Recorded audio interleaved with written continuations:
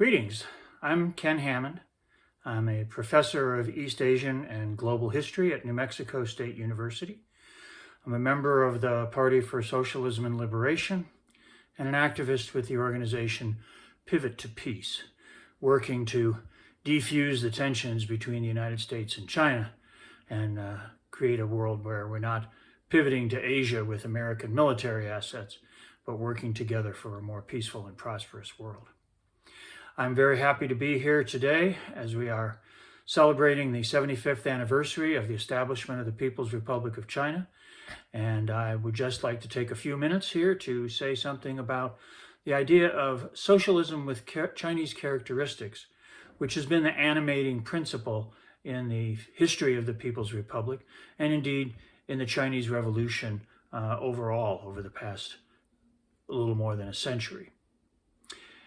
When we think about socialism with Chinese characteristics, what we're really considering is a practical application of the ideals, the principles, the analytical methodologies of dialectical materialism, looking at the actually existing conditions in China and adapting the theoretical prospects or the theoretical propositions of Marxism, Leninism to the realities that are on the ground in China.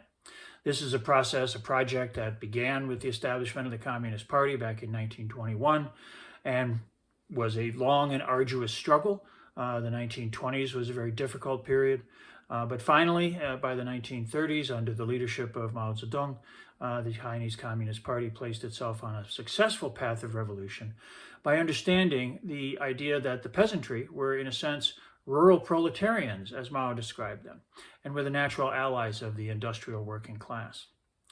That methodology, that principle, that tactical approach led to the success of the revolution in 1949, and China embarked upon its course of development since then. And these past 75 years have seen this idea of applying dialectical materialism, applying Marxism, Leninism to the real conditions of China, take us down a long and complicated path with lots of ups and downs, lots of victories, lots of failures, lots of successes, lots of defeats.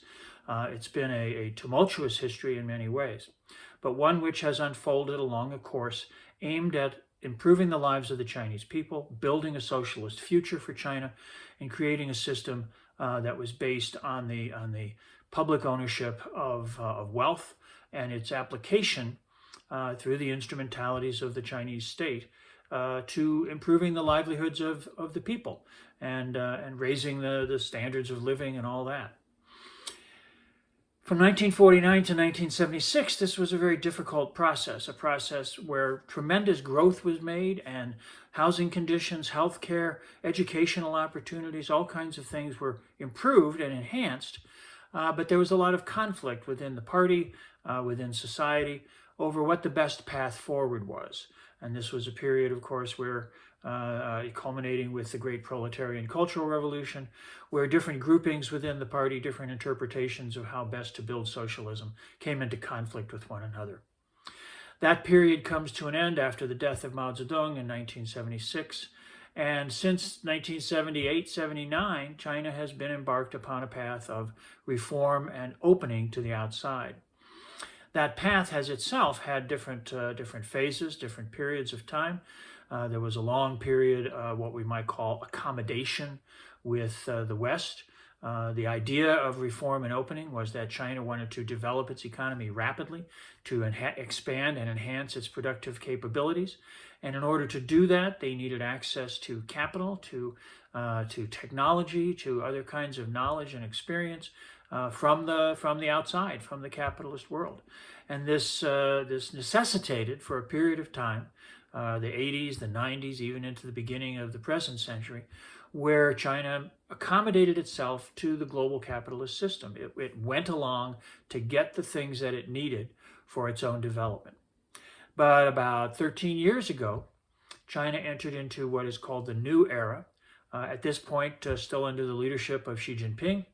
And this is a period where we have seen China, in a sense, the Chinese people once again standing up. Mao Zedong very famously in 1949 on October 1st said the Chinese people have stood up And as they have made their way forward and as they have struggled to build a better future for themselves and indeed to become something of a model for other developing peoples in the world, once again now the Chinese people have stood up, and they are no longer making this sort of accommodation with the West, particularly with the United States.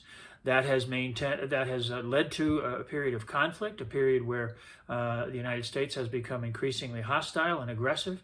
The pivot to Asia is aimed at encircling China, containing China, and that's something that all of us who support the Chinese Revolution and support the struggle for socialist construction everywhere that it's possible, this is something that we have to fight against. The struggles against American imperialism, of course, aren't only concerned with China. Right now, of course, we know that American imperialism is aggressively asserting itself in the world in places like Ukraine, in the Israeli genocide in Gaza, and we have to oppose all of those things as well.